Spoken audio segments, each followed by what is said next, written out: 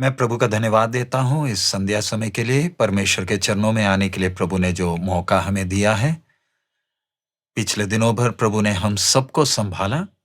कुछ कारणवश पिछले सप्ताह हम लोग सेशन ले नहीं पाए और मेरा विश्वास है आप लोग समझते हैं, आप तक सूचना पहुँच गई होगी। लेकिन इस सप्ताह फिर प्रभु के वचन के सामने आने का प्रभु ने मौका दिया है। साल समाप्त होने के लिए सिर्फ 1 दिन मात्र रह गया। हम चाहते थे दाऊद का विषय आज के क्लास के साथ समाप्त करें, लेकिन प्रभु की मर्जी है तो एक और क्लास इस विषय में है और वो अगले सप्ताह हम लोग लेकर, प्रभु के आमद में देरी है तो अगले सप्ताह वो विषय भी लेकर, ये विषय जो 2020 जुलाई 11 तारीख को शुरू हुआ था, प्रभु के अनुग्रह से कितनी बातें सीखने को प्रभु ने मदद किया। अगले सप्ताह इस विषय का आखिरी सेशन होगा। सो आइए हम लोग सिर झुकाएं, प्रार्थना करें। हालेलुया। हमारे अनुग्रहकारी दयालु पिता, हम आपका धन्यवाद देते हैं इस संध्या समय नौजवान भाई बहनों के साथ आपके चरणों में आने का आपने मौका दिया। प्रभु 2020 जुलाई 11 से शुरू हुए इस अध्ययन में प्रभु आपने हमें कितने विषय सिखाए। दाऊद के जीवन के साथ प्रभु आपने हम एक एक से बात किया है। प्रभु विनती करते हैं आज का अध्ययन भी हम सब के लिए आशीष का कारण हो। हम एक एक से बात करें, आपके नाम की महिमा हम चाहते हैं। आप में बलवंत होने के लिए हमें मदद कर, अपनी त्रुटियों को पहचानने के लिए सहायता कर। प्रभु सब महिमा आप ही को देते हैं, यीशु मसीह के मधुर नाम से हम मांगते हैं, आमीन। सो आइए आज के अध्ययन के लिए हम लोग राजाओं का वृत्तांत उसका पहला भाग यानी पहला राजा उसका पहला अध्याय उसका 1 से लेकर हम उसके चौथे वचन तक हम पढ़ेंगे। 1 Kings chapter 1 verse 1 to 4। Daud राजा बूढ़ा वरन बहुत पुरनिया हो गया था और यद्यपि उसको कपड़े उड़ाए जाते थे तो भी वह गर्म ना होता था। इसलिए उसके कर्मचारियों ने उससे कहा, हमारे प्रभु राजा के लिए कोई जवान कुंवारी ढूंढी जाए जो राजा के सम्मुख रहकर उसकी सेवा किया करे और तेरे पास लेटा करे कि हमारे प्रभु राजा को गर्मी पहुंचे। तब उन्होंने समस्त इस्राएली देश में सुंदर कुंवारी ढूंढते ढूंढते अभिषग नामक एक शूनेम वासी कन्या को पाया और राजा के पास ले आए। वे बहुत ही सुंदर थी और वे राजा की दासी होकर उसकी सेवा करती रही, परंतु राजा ने उससे सहवास ना किया। सो अब परमेश्वर का वचन हमने जो पढ़ा है उसका पहला आयत हम देख रहे हैं।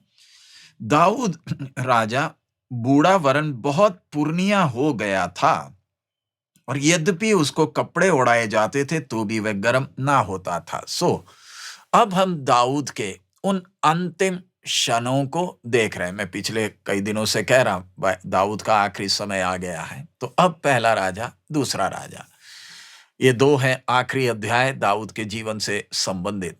तो इधर परमेश्वर का वचन, परमेश्वर की आत्मा जो एक एक शब्द को इस्तेमाल करती है उसके द्वारा हम एक एक से बात कर रही है।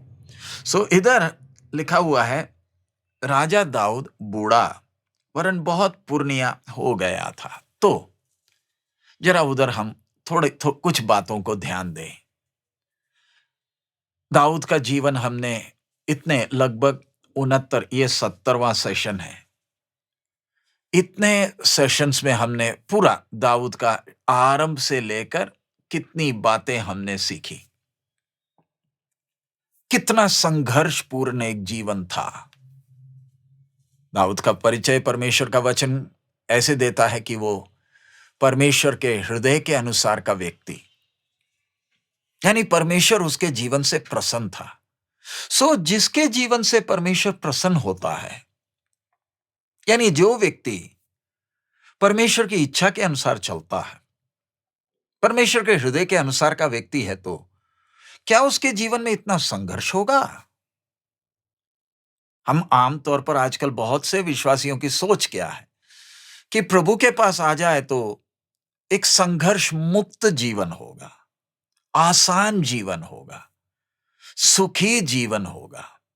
आजकल बहुत से लोग प्रभु यीशु को यानी मसीह विश्वास को उस तौर तरीके से लोगों के सामने प्रचार करते हैं कि प्रभु के पास आ जाओ तो सारे सब कुछ ठीक हो जाएगा। और बहुत से मासूम लोग इस चालाकी में फंस जाते हैं और उनके जीवनों में उनके साथ खेला जाता है, धोखा दिया जाता है, वो आखिरी में हताश और निराश हो जाते हैं।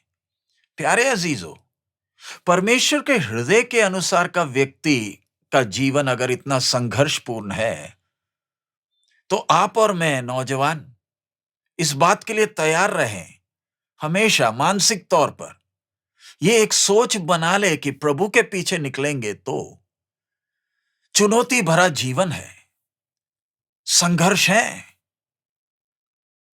आपको समस्याओं को सामना करना है। वो है मसीह जीवन का मुख्य संदेश। हम उस प्रभु के पीछे चले हैं जिसने अपना जीवन हमारे लिए दिया। इसलिए नहीं दिया कि हमारा जीवन सरल हो जाए, सुखी हो जाए। इस धोखे में कृपया कर मत फंसिए। मार्केटिंग करने वाले बहुत तरह से अपना मार्केटिंग करेंगे, उनका लक्ष्य प्रॉफिट कमाना है। अभी मेरे पास भी कल भी फोन आया, स्टेट बैंक ऑफ इंडिया का कोई प्रतिनिधि मेरे से बोलता है, आपके अकाउंट के लिए हम आपको क्रेडिट कार्ड देना चाहते हैं। मीठी बात करते हैं, अच्छी बात है, लेकिन प्यारे अजीज, तू तो मेरे सामने कुत्ते के सामने जैसे हड्डी डालते मुझे डालकर मुझे फंसाने का प्रयास कर रहा है, क्योंकि क्रेडिट कार्ड में कैसे ना कैसे मैं उलझ जाऊंगा जिससे आपका फायदा होगा। इसी प्रकार बहुत से लोग यीशु का नाम सुनकर जाते हैं, उलझ जाते हैं। इसलिए प्रभु के पीछे चलने वक्त 10 बार सोचकर चलिए। प्रभु यीशु ने स्वयं कहा, गुम्मट बनाने के पहले बैठकर जरा सोच लो, हिसाब कर लो, बन पाएगा या नहीं पाएगा। मेरा काम है आपके सामने मसीह विश्वास को स्पष्ट तौर पर रखना। यह है मसीह जीवन। अब विश्वास करना या ना करना वो आपका फैसला है। इधर हम दाऊद के जीवन में देख रहे हैं, कितना संघर्षपूर्ण जीवन। अब जब इधर लिखा है कि वो बूढ़ा हो गया, बहुत पुरनिया हो गया था, उसकी उम्र लगभग, अगर सारा गणित हम करें तो लगभग 70 ही हुआ है। इतना ज्यादा बूढ़ा नहीं हुआ है, उम्र लगभग 70 ही हुई, लेकिन इतना संघर्ष में से गुजरा है कि अब उसके शरीर में कोई ताकत ही ना रहा।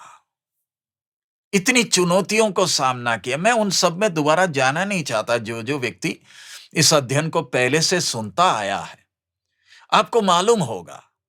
क्या आप दाऊद जैसा ऐसा चुनौती भरा, संघर्ष भरा जीवन चाहते हैं? आप किस प्रकार का जीवन चाहते हैं?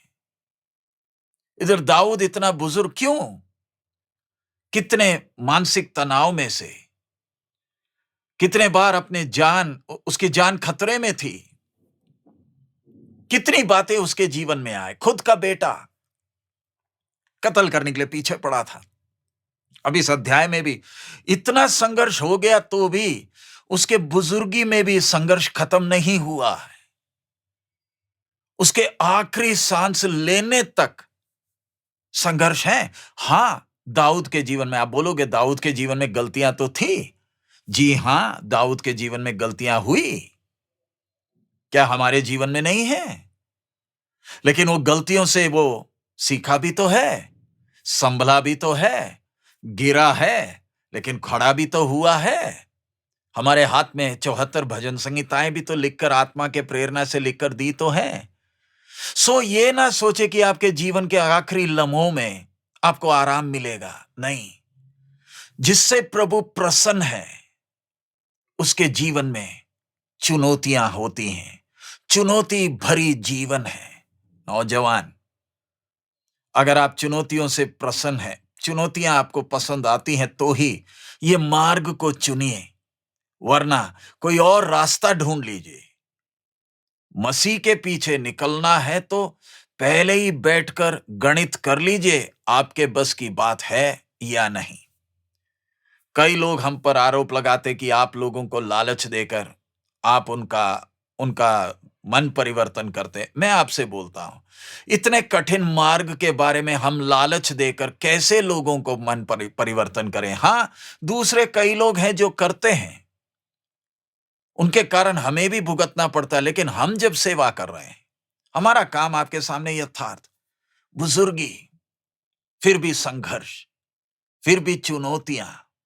सो अब ऐसे चुनौती के समय में अब आगे हम देखते हैं कि उसके कर्मचारियों ने उससे कहा, हमारे प्रभु राजा के लिए कोई जवान कुंवारी ढूंढी जाए। अब जरा देखें, दाऊद बेशक उसके जीवन में संघर्ष था, उसके खिलाफ कई लोग उठे थे, फिर भी वो अपनी प्रजा का प्यारा था। उसके लोग उससे प्यार करते थे। आपने देखा अब्सलोम के समय में भी, जब खुद का बेटा विद्रोह किया, तो भी कई थे जो दाऊद को प्यार करते थे, दिल से प्यार करते थे। अब दाऊद बूढ़ा हो गया तो भी प्रजा के लिए प्यारा राजा है। आपको मालूम है ना, भारत का सबसे प्यारा राष्ट्रपति अब्दुल कलाम कहा जा अब्दुल कलाम जी हैं, क्योंकि नौजवान बच्चे सबसे उनका उनका एक स्वभाव ऐसा था कि लोग, नौजवान खास करके, आकर्षित होते थे, प्यारा था। अमेरिका का सबसे प्यारा राष्ट्रपति अब्राहम लिंकन था। सो हर देश में अब देखे कोई ना कोई होता है जिससे प्रजा आकर्षित होती है, प्यार करती है, क्योंकि उसमें कुछ है। इधर दाऊद राजा का विषय मैं आपके सामने रख रहा हूं। प्रजा उसको इतना प्यार करती है कि प्रजा को उसके बारे में चिंता है अभी, इसलिए ना उसके प्रजा के लोग उससे कहते हैं, राजा इतने बुजुर्ग हो गया, कपड़े उड़ाया जा रहा है, फिर भी उनको गर्मी नहीं लग रही। तो आम तौर पर उन समयों में, उन जमानों में, आजकल भी कई जगहों में होता है, वही काम किया जो राजा दाऊद के साथ हमने देखा है कि एक खूबसूरत शूनेम वासी को लेकर आ गए, और उसका नाम अभिषग है, और वो शूनेम वासी कन्या है। उसको लाया ताकि राजा के साथ लेटे और राजा को वो गर्मी मिले। ये आम उस समय का एक रिवाज है। और इधर लिखा है, राजा ने उसके साथ सहवास नहीं किया, स्पष्ट लिखा है। सो राजा को ये बुजुर्गी में तसल्ली देने के लिए, थोड़ा सा आराम देने के लिए, उसकी प्रजा ने, जो उसे प्यार करती है, एक तौर तरीका जो अन्य लोग करते हैं, किए हैं। लेकिन लेकिन ध्यान से आप समझिए, दुनिया जो तौर तरीके अपनाती है, नौजवान, मैं और आप, हम नहीं अपना सकते हैं। दोबारा मैं कह रहा हूं, दुनिया जो तौर तरीके अपनाती है, आप और मैं नहीं अपना सकते हैं। ये बात कईयों को समझ में नहीं आती है। वो दुनिया के चीजों को देखते हैं, दुनिया के बातों को देखते हैं, और बड़े आराम से उसे अपना लेते हैं। चाहे आपकी शादी हो, चाहे आपका कुछ भी जीवन का कोई भी संबंधित बात हो, अच्छी तरह समझे, अगर आप अपनाते हैं, आपको भुगतना भी पड़ेगा। ये बात कान खोलकर सुन लीजिए। आमतौर पर हम शादियों में जैसे बाकी लोग करते वैसे हम भी करने में आ जाते हैं। क्या आपको एहसास है? आपने तो कर लिया। ये दुनिया जो करती वो आपने किया है। ध्यान से सुन लीजिए आप। दुनिया जो करती वो आपने किया है, और वो विश्वासी के लिए स्वीकार्य नहीं है। आप इस संसार के नहीं हो। आप उनके तौर तरीके अपना कैसे सकते हैं? उनकी सिद्धांत अलग हैं, उनके सोच अलग हैं, उनकी भावनाएं अलग हैं। आप उनके तौर तरीके अपनाते, इसका मतलब आप भी उनके भावनाओं में की तरह, आपका भी भावना है। जो आत्मा उनसे काम कराती है, वो आत्मा का आपके ऊपर भी प्रभाव है। दुष्ट आत्मा आपके अंदर घुसा नहीं है तो भी आप उस अंधकार के प्रभाव में हैं आप। आज बहुत सारे विश्वासी, उनके अंदर दुष्ट आत्मा नहीं है, लेकिन उस दुष्ट आत्मा के प्रभाव में वो हैं। अंदर होना और उसके प्रभाव में होना दोनों बराबर ही हैं, फर्क कुछ नहीं है। वो आपको अपने वश में ले चुका है, आपकी सोच को वो नियंत्रित करता है। इसलिए एक विश्वासी इधर राजा दाऊद, देखिए, बुढ़ापा और नौजवानी दोनों में जो खतरा है, ध्यान से इस बात को समझना। बुढ़ापा और नौजवानी, ये ना सोचे बुढ़ापा आ जाएगा तो आप बाकी सबसे बच गए, नहीं। जितना, अगर कोई बुजुर्ग सुन रहा है, कोई सियाना सुन रहा है, जितना खतरा नौजवानी में है उतना ही खतरा बुजुर्गी में भी है, उतना ही बराबर खतरा है। नौजवानी में खतरा क्या है कि मैं कुछ हूं, मुझे किसी की मानने की जरूरत नहीं, मैं अपनी मर्जी से चल सकता हूं, अहंकार में चलते हैं।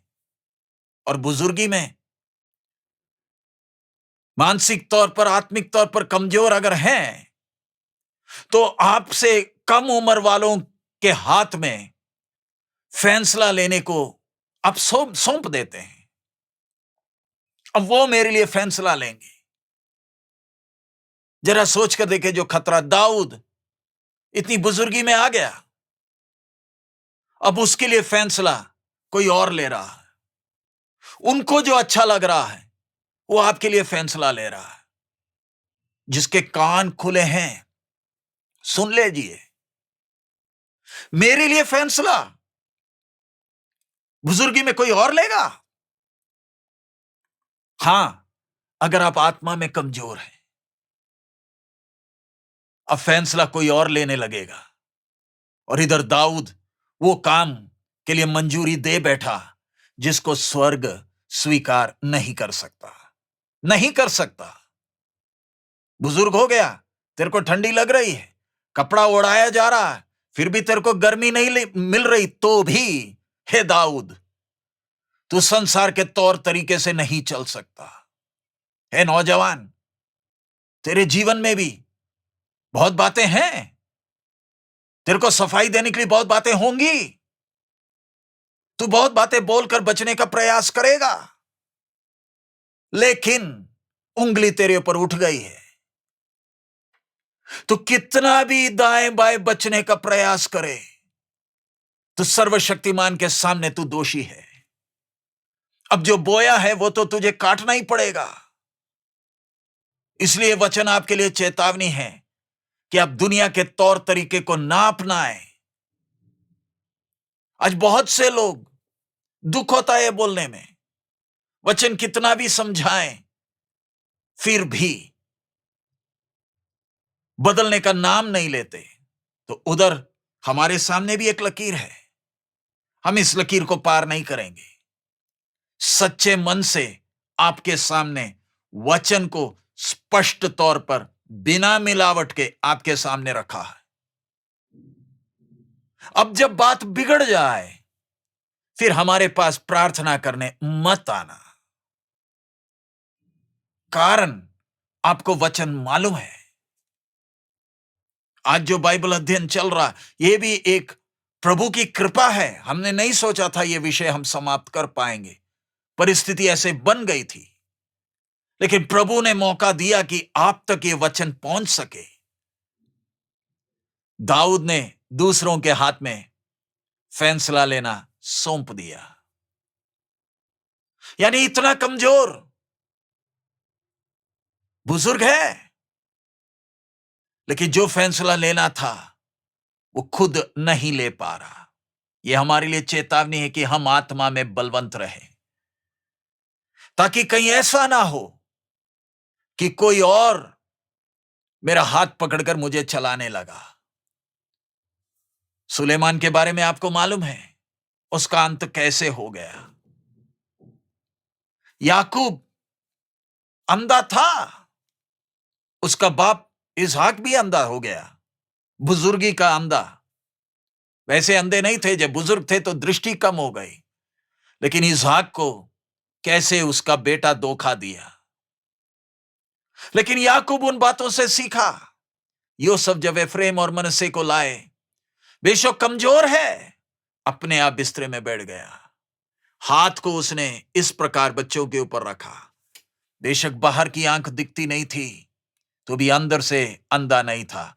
हे नौजवान, अगर इसी समय तेरा आत्मिक जीवन बलवंत ना हो, अगर अभी से तू वचन में हष्टपुष्ट ना हो, तेरा भी अंत ऐसा ही बुजुर्गी में आएगा। फिर किसी को दोष देकर मतलब नहीं। आज कितने मां बाप, कितने बुजुर्ग पछता रहे हैं। आपने देखा कई लोग अपने से ही बातें करते रहते हैं। क्यों? अब अफसोस है। हे नौजवान, उन बुजुर्गों को देखकर कम से कम अभी तू संभल जा, नहीं तो कल तेरा भी वही हाल है। कल तेरा भी वही हाल है। अभी इसलिए नौजवानी में वचन सुनकर, सीखकर हष्टपुष्ट हो जा, ताकि आखिरी सांस तक तू बलवंत रह सके। अब परमेश्वर ने उस बात को स्वीकार तो किया नहीं। दुनिया कर सकती है, एक विश्वासी नहीं कर सकता है। अब हम आगे देखते हैं, उसका 5वां आयत से हम पढ़ रहे हैं। पहला राजा, पहला अध्याय, उसका 5 से। अदोनिया का राजद्रोह। तब हग्गीत का पुत्र अदोनिया सिर ऊंचा करके कहने लगा, मैं राजा बनूंगा। अतः उसने रथ और सवार और अपने आगे आगे दौड़ने को 50 पुरुष रख लिए। उसके पिता ने जन्म से लेकर उसे कभी यह कहकर उदास ना किया था, तूने ऐसा क्यों किया। वह बहुत रूपवान था और अबसलोम के बाद उसका जन्म हुआ था। उसने सरूया के पुत्र योआब से और अब्याथार याजक से बातचीत की और उन्होंने उसके पीछे होकर उसकी सहायता की।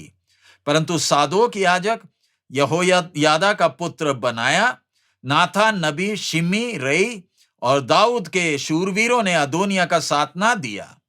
अदोनिया ने जोहलेत नामक पत्थर के पास, जो एनरोगेल के निकट है, भेड़, बैल और तैयार किए हुए पशु बलि किए और अपने भाई सब राजकुमारों को और राजा के सब यहूदी कर्मचारियों को बुला लिया। परंतु नाथान नबी और बनाया और शूरवीरों को और अपने भाई सुलेमान को उसने ना बुलाया। सो हम अब अगला, दाऊद की इस बात को स्वर्ग ने स्वीकार नहीं किया। उसका चिन्ह, उसका संकेत, बुढ़ापे में भी राजद्रोह। किससे?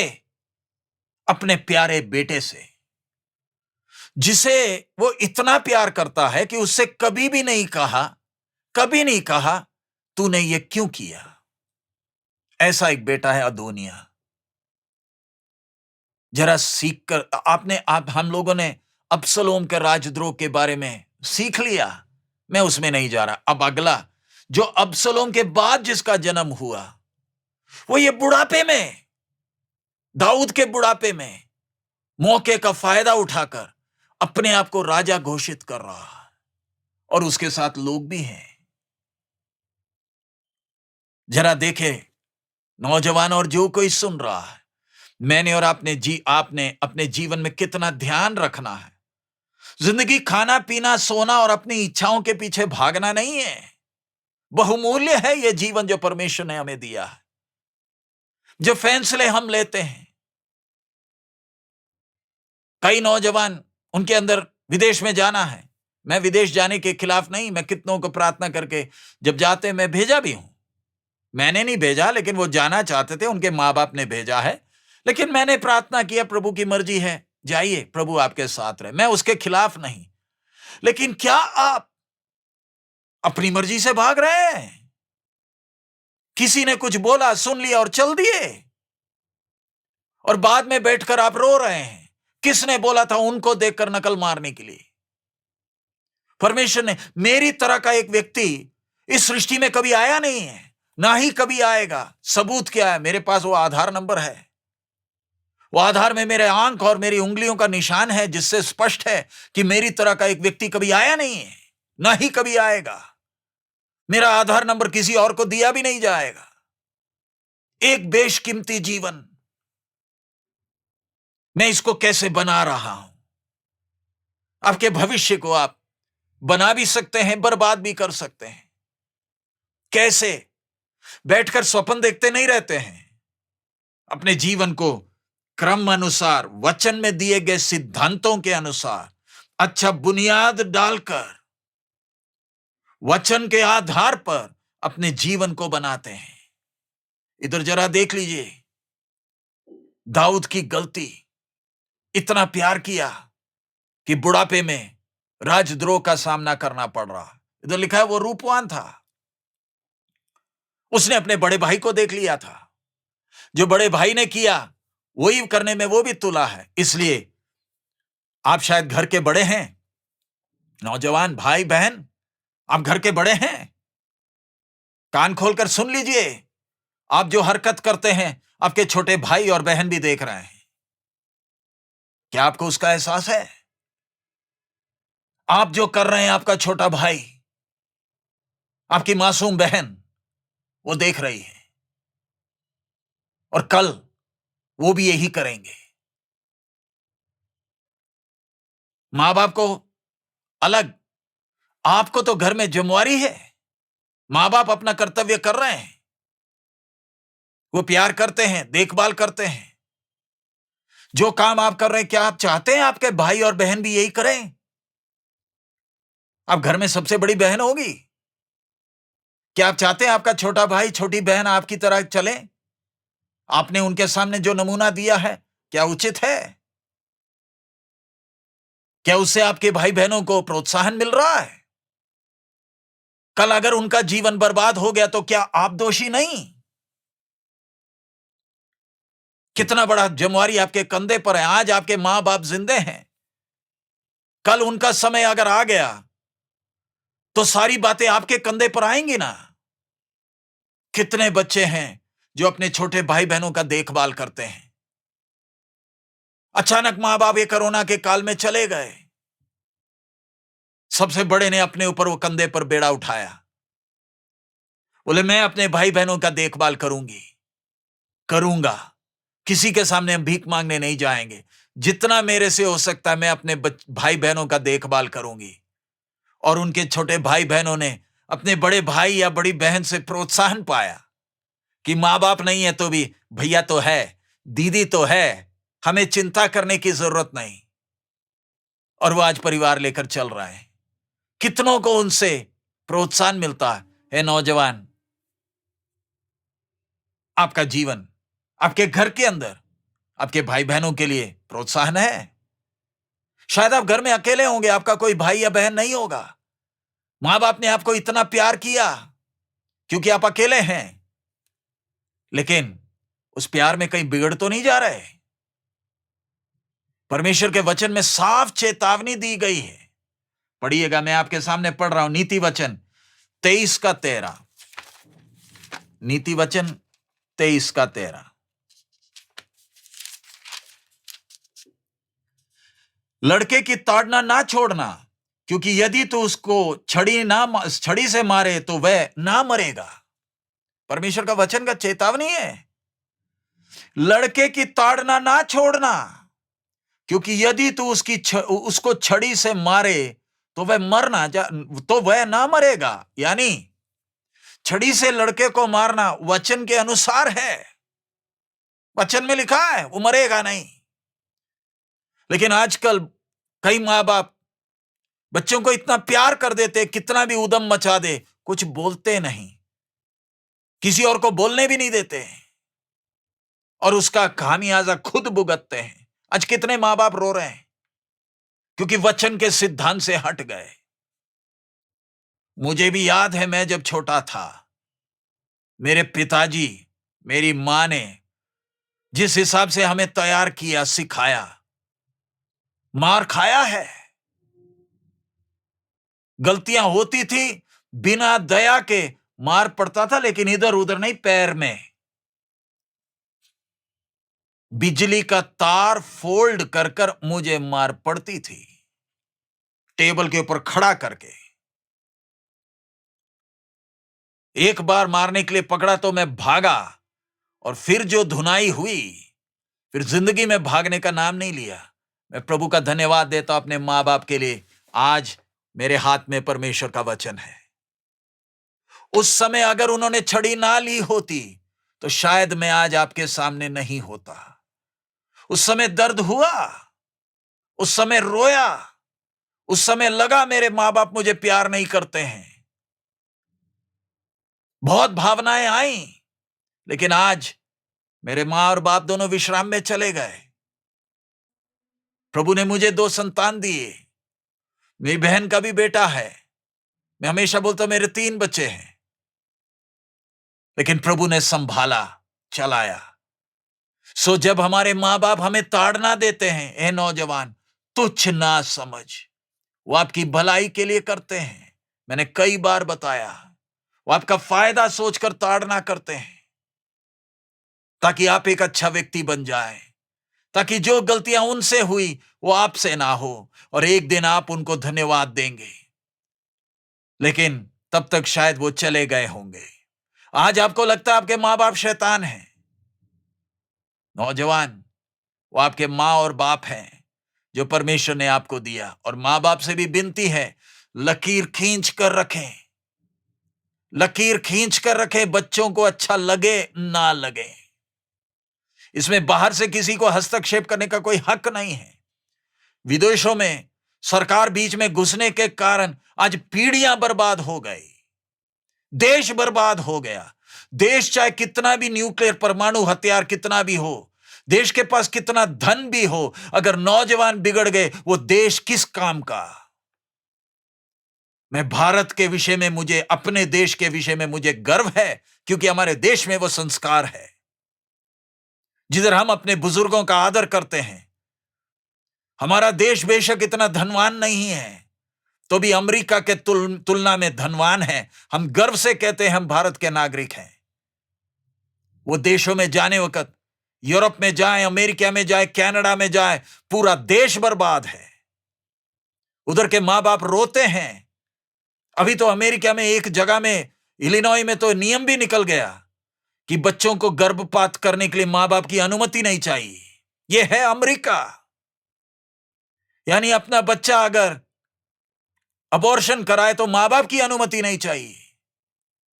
कौन चाहेगा उन देशों में जाकर रहने के लिए जिधर पीढ़ियां बर्बाद हो गई। वचन से दाएं बाएं ना हटे।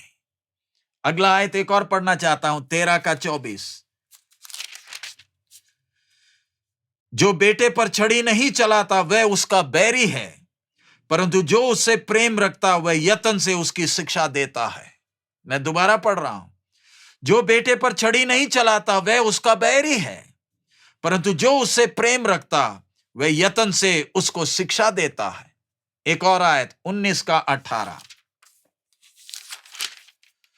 19 का 18। जब तक आशा है तो अपने पुत्र की ताड़ना कर, जानबूझकर उसको मार ना डाल।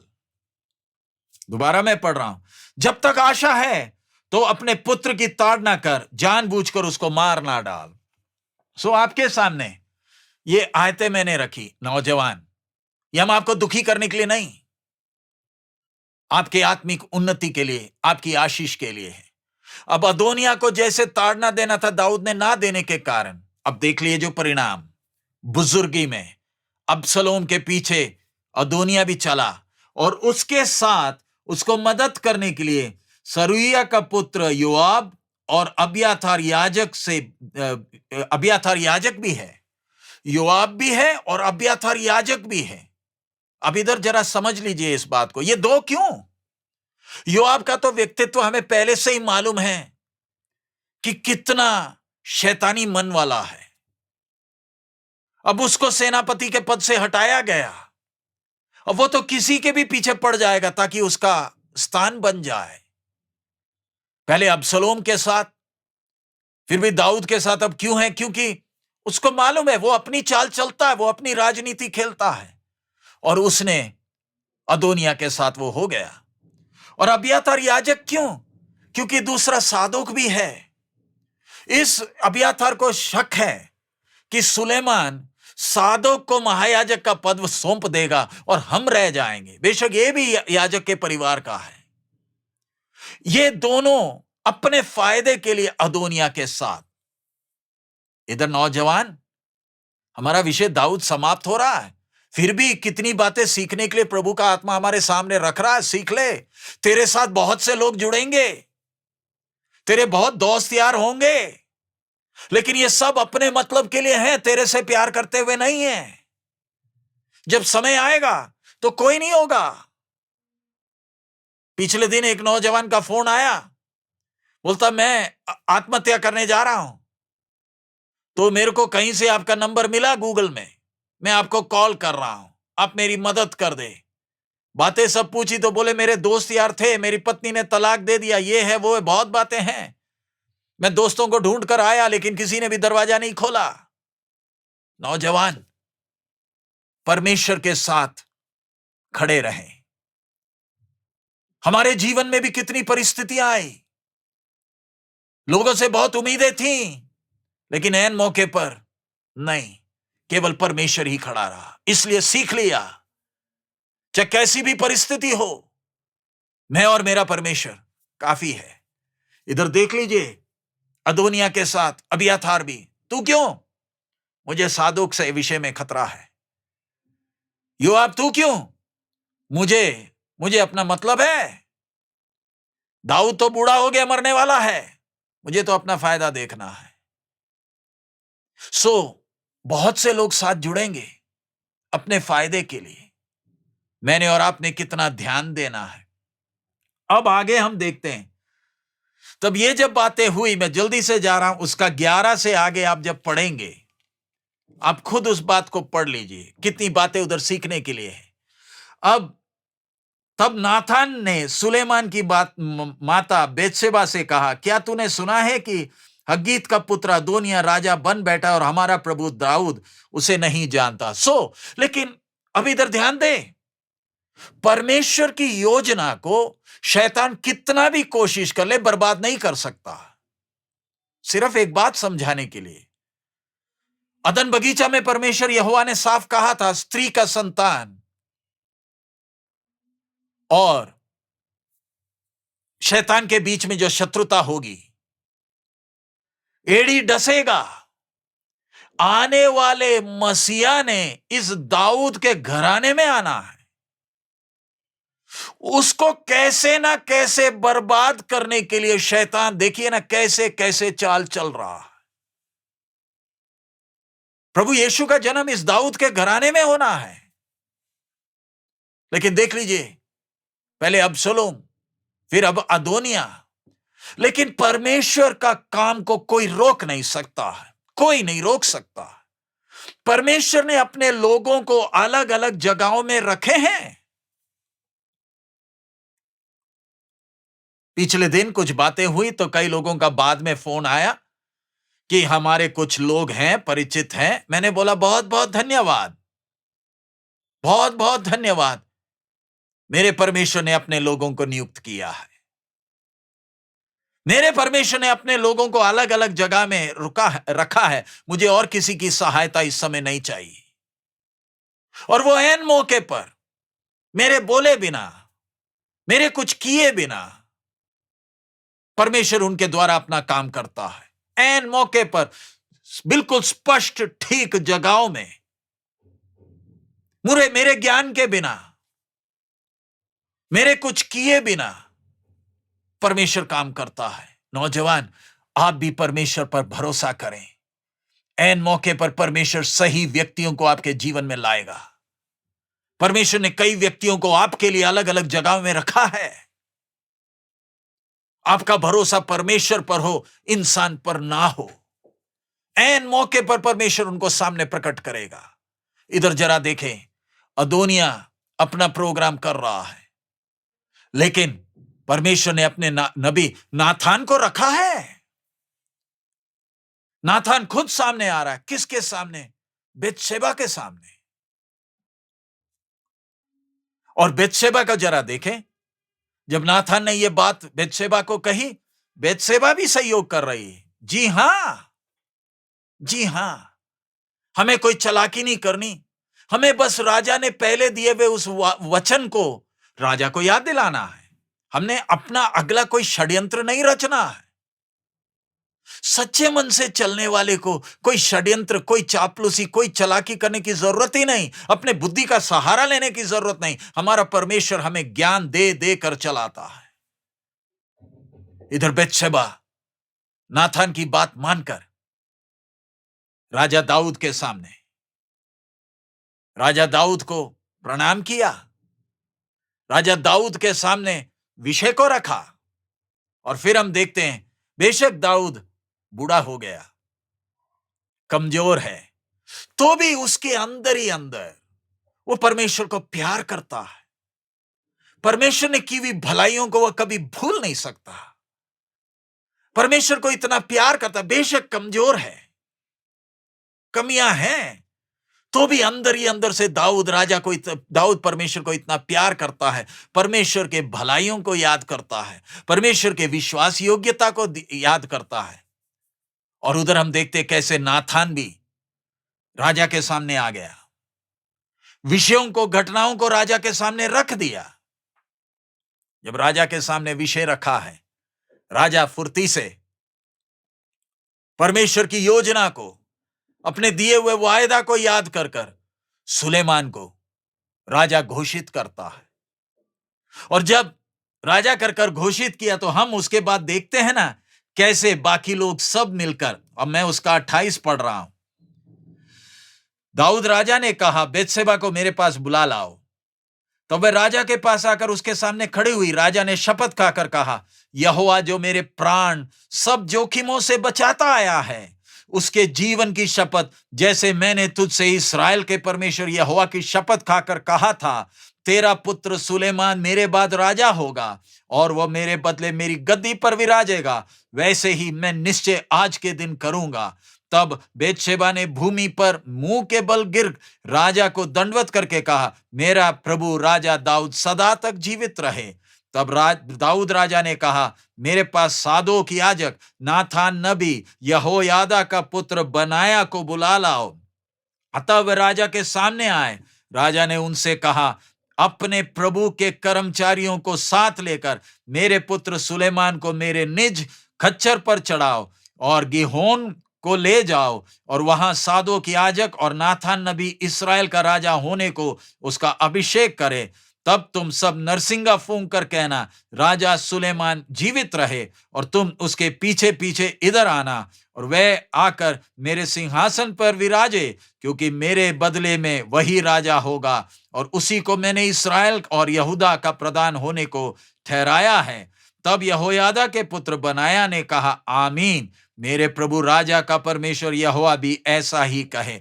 बाकी भाग आप पढ़ लीजिएगा, आप देख लें कैसे सर्वशक्तिमान परमेश्वर अपने प्रोग्राम को समय पर कैसे करता है। प्यारे नौजवान, इससे ज्यादा अब आपसे हम क्या कहें। परमेश्वर की आत्मा आप एक एक को मदद करें इन बातों को समझने में, ताकि आपका एक जीवन निश्चिंत, बेशक चुनौती भरा है, संघर्ष है, लेकिन अंदर वो शांति, वो तसल्ली, मेरा एक बाप है। और कैसे दाऊद ने आखिरी में बाकियों को बुलाया और सुलेमान को राजा घोषित किया। यहोयादा ने अदोनिया जब इस बात को सुना, जान लेकर भाग गया, जान लेकर भाग गया। प्यारे अजीजों, परमेश्वर का वचन कितना गहरा है। आइए हम इस वचन को प्यार करें, प्रभु की आवाज को प्यार करें, इस वचन को अपने हृदय से चिपका कर रखें, इस वचन से दाएं बाएं ना जाए। आपका जीवन आपके दोस्तों के लिए, आपके परिवार के लिए, कलीसिया के लिए, देश के लिए, दुनिया के लिए आशीष का कारण होगा। तेरा वचन मेरे पांवों के लिए दीपक और मेरे मार्ग के लिए उजियाला है। प्रभु आपको इन वचनों के द्वारा आशीषित करें। अगला सप्ताह हम आखिरी लम्हों पर जाएंगे। पहला राजा का 2 अध्याय, दाऊद के जीवन से कितनी बातें सीखने को प्रभु ने मदद किया। अब नए साल में हम प्रवेश करने जा रहे हैं। अगला सेशन अगले साल, अगले सप्ताह जनवरी होगा। आइए इस साल के लिए प्रभु को धन्यवाद दें, जिसने हमें अभी तक चलाया। नौजवान भाई, नौजवान बहन, आइए हम प्रभु को प्यार करें, प्रभु पर आश्रित हो जाए, प्रार्थना करें। हमारे अनुग्रहकारी दयालु पिता, इस साल के लिए हम धन्यवाद देते हैं। नौजवानों की सभा में प्रभु भाई बहनों के साथ बैठकर प्रभु दाऊद का जीवन, उसके हर पहलुओं को सीखने में आपने मदद किया। प्रभु लगभग 70 एपिसोड का ये अध्ययन, अभी एक और है प्रभु। कितनी बातें सिखाई, आपने हमें आशीषित किया। और प्रभु इसके बाद अगर नौजवानों की सभा ना हुई तो भी प्रभु आपने हमें सिखाया, इस वचन के अनुसार आगे चलने के लिए हमें मदद करें। आपको प्रसन्न करने वाला जीवन बिताने के लिए हमें मदद करें। आपकी आशीष हम एक एक पर बनी रहे। सब महिमा आप ही को देते हैं। यीशु मसीह के मधुर नाम से हम मांगते हैं, आमीन। प्रभु यीशु मसीह का अनुग्रह, पिता का प्रेम, पवित्र आत्मा की सहभागिता हम सबके साथ अब से लेकर हमारे प्रभु यीशु के आगमन तक होती रहे, आमीन। प्रभु आप सबको बहुत आयत में आशीष दे। हमारे लिए भी प्रार्थना करें। हमारा प्रभु अति शीघ्र आ रहा है। मारा ना था।